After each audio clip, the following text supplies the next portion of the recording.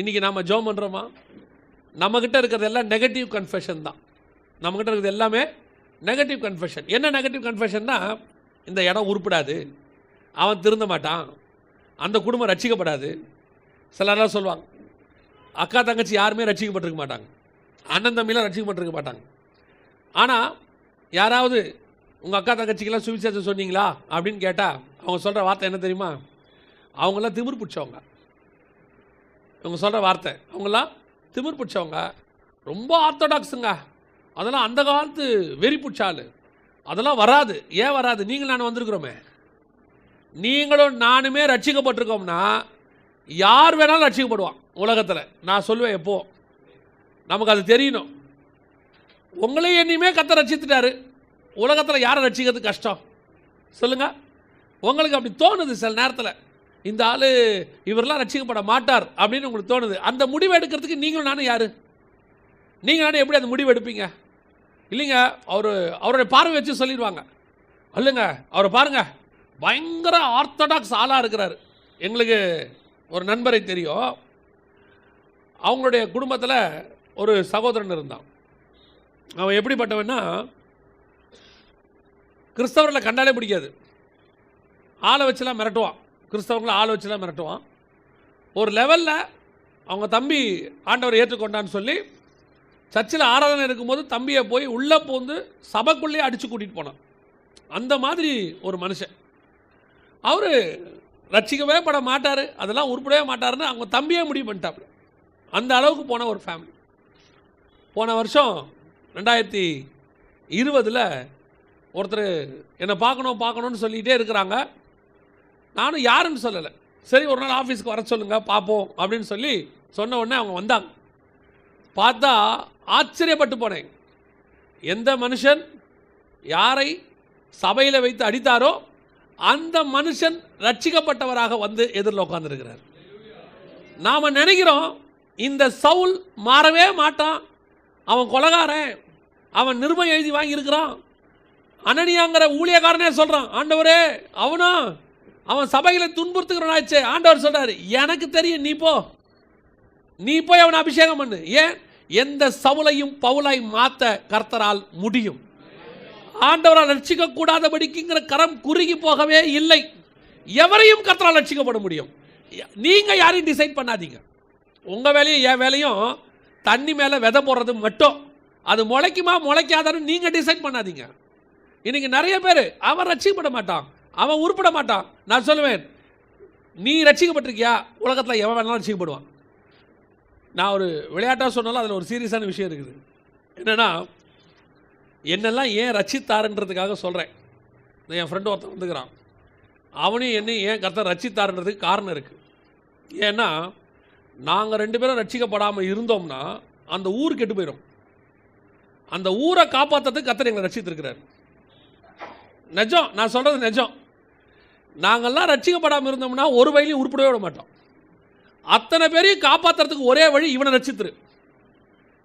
இவன் அங்கேருந்து வந்துட்டானாலே அவனுங்களாம் காப்பாற்றிடலாம். அப்படி இருந்த எங்களையே கர்த்தர் ரட்சித்து இன்னைக்கு ஆண்டவருடைய வார்த்தையை பேச வச்சிருக்கிறாருன்னா யாரையும் ரட்சிக்க கர்த்தர் வல்லமையுள்ளவராக இருக்கிறார். we never decide. யாரையுமே சொல்லாதீங்க. நீங்கள் பண்ணுகிற ஜெபம் ஒரு நாளும் விருதாவாய் போகவே போகாது. நீங்கள் யாருக்காவது ஜெபம் பண்ணுறீங்க ரட்சிக்கப்படணும்னு, அவன் ஒரு நாள் ஆண்டவரை கண்டிப்பாக ஏற்றுக்கொள்வான். வந்து நிற்பா முன்னாடி. ஆச்சரியமாக இருக்கும். ஒருவேளை உங்கள் கண்கள் காணாவிட்டாலும் உங்கள் ஜெபம் ஒரு மனுஷனை ரட்சிக்கும். ஒரு ஊழியக்காரர் ஒரு மனுஷனுக்காக 30-40 வருஷம் ஜெபம் பண்ணியிருக்கிறார். அவர் மரணம் வரைக்கும் அவன் ரட்சிக்கப்படவே இல்லை. அப்போது ஆனால் அந்த மனுஷனை பார்க்கும்போதெல்லாம் சுவிசேஷம் சொல்லுவாராம், தம்பி ஆண்டவர் ஏற்றுக்குவா. 30 வருஷம் சொல்லியிருக்காரு. ஒரு நாள் இவன் அந்த வழியாக போகும்போது அந்த வழியாக நின்று இவனை பார்த்து சொல்லுவாராம், எப்போ பார்த்தா அவரை காணும். அப்போ இவனுக்கு இங்கே ஒரு ஆள் நம்மளை பார்த்து போகும்போது வரும்போதெல்லாம் சொல்லுவானே, நான் 2 மணி நேரம் ஆளை காணுமே அப்படின்னு சொல்லிட்டு கேட்டிருக்கிறாங்க. இப்போது கேட்டும்போது அவங்க சொன்னாங்களா, அவர் நோய்வாய்ப்பட்டார்ப்பா, நேற்று தான் இறந்தார், இன்றைக்கி அவருடைய ஃபியூனரல் அப்படின்னா. இவனுக்கு ரொம்ப மனசு கஷ்டமாக போச்சு, ரொம்ப வருத்தப்பட்டு அந்த ஃபியூனரலுக்கு போயிருக்கான். அந்த ஃபியூனரலில் ஒரு பாடி வச்சுருக்கிறாங்க. அந்த முகத்தை பார்த்தவுடன் அவனை அறியாமலேயே பாவ மன்னிப்பு உணர்வு வர தொடங்கியது. அந்த கல்லறையில் முழங்கால் போட்டு அவன் ஆண்டவரை ஏற்றுக்கொண்டான். அவருடைய டைரியை திறந்து பார்க்குறாங்களாம், அவர் பண்ண எல்லா ஜெபத்துக்கும் பதில் வந்திருக்கு, இந்த ஒரு ஜெபத்துக்கு மட்டும் பதில் வரலன்னு அந்த இடத்த காலியாக விட்டு வச்சுருந்தாராம். அந்த டைரியில் அன்றைக்கி எழுதுனாங்களாம், அவருடைய மரணத்தினன்று அவன் ரட்சிக்கப்பட்டு விட்டான், அவர் பண்ண எல்லா ஜெபத்துக்கும் பதில் கிடச்சிருச்சுன்னு சொல்லி. அல்லேலூயா. நாம் பண்ணுற ஜெபம், நாம் ஒருத்தனுக்காக ஜெபம் பண்ணால் நம் மரணத்தில் கூட கர்த்தர் அவனை ரட்சிக்க வல்லமையுள்ளவராக இருக்கிறார். உங்களோட ஜெபம் ரொம்ப முக்கியம். அதனால தான் கர்த்தர் கேட்குறாரு, அந்த பட்டணத்துக்குள் உருவ போய் நெற்றிகளில் முத்திரை போடு. யாரெல்லாம் அழுகுறான்னு பாரு. நமக்கு இன்றைக்கி தேசத்தில் ஒரு பிரச்சனை வரும்போது இந்த நாடு உருப்படாது அப்படின்னு முடிவு பண்ணுறோம். நாம் சொல்கிறோம், நம்ம வாயால் தான் சொல்கிறோம், இது ரொம்ப மோசமாக போச்சுங்க, இந்த நாடு உருப்படாது. ஒரு நாள் எல்லா நாடும் அழியத்தான் போகிறது. ஆனால் நீங்களும் நானும் இருக்கிற வரைக்கும் இந்த நாடு அழியாது. நீங்களும் நானும் இருக்கிற வரைக்கும் இந்த தேசம் ஆசீர்வாதமாக இருக்கும். எவ்வளவு அழிவுக்கு நேராக இந்த நாடு போனாலும் உங்கள் ஜெபம் என் ஜெபம் எப்படி இருக்கணும் தெரியுமா? ஆண்டவரே இந்த தேசத்தை காப்பாற்றும். ஏன்னா 4ஆம் புஸ்தகம் சொல்லுது, நீங்கள் ஜெபித்தால் தேசத்திற்கு சேமத்தை கட்டளையிடாமல் இருப்பேனோ, ஆண்டவர் நம் நிமித்தம் தேசத்தை ஆசீர்வதிப்பார். நாம் என்ன சொல்கிறோம்? அவங்க அப்படி ஆட்சி நடக்குது, இங்கே இப்படி ஆட்சி நடக்குது, இவ்வளோ வரி போடுறாங்க, இப்படி வாங்குறாங்க, இனிமேல் இந்த நாடு உருப்படாது. நான் சொல்வேன், நாடு உருப்படாதுன்றத முடிவெடுக்கிற அதிகாரம் கர்த்தர் கையில் தான் இருக்குது. கர்த்தர் நினைத்தால் நீதியுள்ள ஞானமுள்ள ராஜாவை கொண்டு வந்து அடுத்த 5 வருஷத்தில் தேசத்தை தலைகீழாய் மாற்றி அமைப்பதற்கு வல்லமையுள்ளவராக இருக்கிறார். தேவனால் கூடாத காரியம் ஒன்றுமில்லை. எத்தனை வருஷம் நாசமானதை ஒரு நாளில் ரெடி பண்ண கர்த்தரால் முடியும். எத்தனை வருஷம் நாசமான தேசத்தையும் கர்த்தர் நினைச்சா 5 வருஷத்தில் கரெக்ட் பண்ணி கையில் கொடுத்துருவார். இங்கே எங்கேயோ நம்ம தான் வீக் ஆகிறோம். விசுவாசமாக ஜெபம் பண்ண வேண்டிய நாமே அவிசுவாசத்துக்கு நேரம் போயிட்டோம். நம்ம வாயின் அறிக்கையே தப்பாக தான் போயிட்டு இருக்கு. நம்மளே சொல்கிறோம், இந்த தேசம் உருப்படாது, இது அவ்வளோதான். அப்படி சொல்லவே சொல்லாது. தேசத்தில் பெருமூச்சு விட்டு அழுகிறவர்கள் இருக்கிற வரைக்கும் கர்த்தர் தேசத்தை காப்பாற்றுவார். ஒருவேளை அந்த பெருமூச்சு விட்டு அழுகிறவர்கள் தேசம் காப்பாற்ற முடியாத நிலைமைக்கு போனாலும் அந்த பெருமூச்சு விட்டு அழுகிறவர்களையாவதையும் கர்த்தர் அங்கிருந்து காப்பாற்றுவார். இப்போது நின்று கொண்டு ஜெபம் பண்ணான் ஆபிரகாம். எதுக்காக ஜெபம் பண்ணார்? ஆபிரகாமுடைய ஜெபம் எதுக்காக? ஒரு 50 நீதிமான் கடைசியாக 10 வந்து நிறுத்துறார். ஒரு 10 பேர் இருந்தால் அழிப்பீரோ அப்படின்னு கேட்குறார். கர்த்தர் அதுக்கப்புறம் நிறுத்த சொல்லலை. கடைசின்னு சொன்னது யார் தான் சொன்னது? ஆபிரகாம் தான் சொன்னார். ஆண்டவரே இன்னும் ஒரு விஷயம் நான் பேசுகிறேன், கடைசியாக ஒரு தடவை பேசுகிறேன்னு ஆண்டவர் சொல்லலை, இவர் தான். ஸோ இவருடைய கணக்கு என்ன? 10 லாஸ்ட். ஏன்னா இவர் நம்பிக்கை என்னென்னா, லோத்து மனைவி 2 பிள்ளைங்கன்னா கூட அதுவே 4 பேர் ஆகிப்போச்சு, அதுங்க 2 கல்யாணம் ஆகிருந்தால் 8 வேலைக்காரங்களாக இருக்கிறாங்க, எப்படி ஒரு 10 பேராவது இருப்பா அப்படின்னு ஒரு நம்பிக்கை அவருக்கு. 10ல் ஸ்டாப் பண்ணிட்டார். கர்த்தர் நிறுத்த சொல்ல இவர் ஸ்டாப் பண்ணிட்டார். இப்போது சோதோமுக்குள்ளே போனால் எத்தனை நீதிமான் இருக்கிறாங்க? 3 பேர் தான் இருக்காங்க. லோத்துவும் 2 மகள்களும் 3 பேர் தான் இருக்கிறாங்க, வேறு இல்லை. இப்போ தேவன் ஆபிரகாம் ஜெபத்துக்கு பதில் கொடுத்தாரா இல்லையா?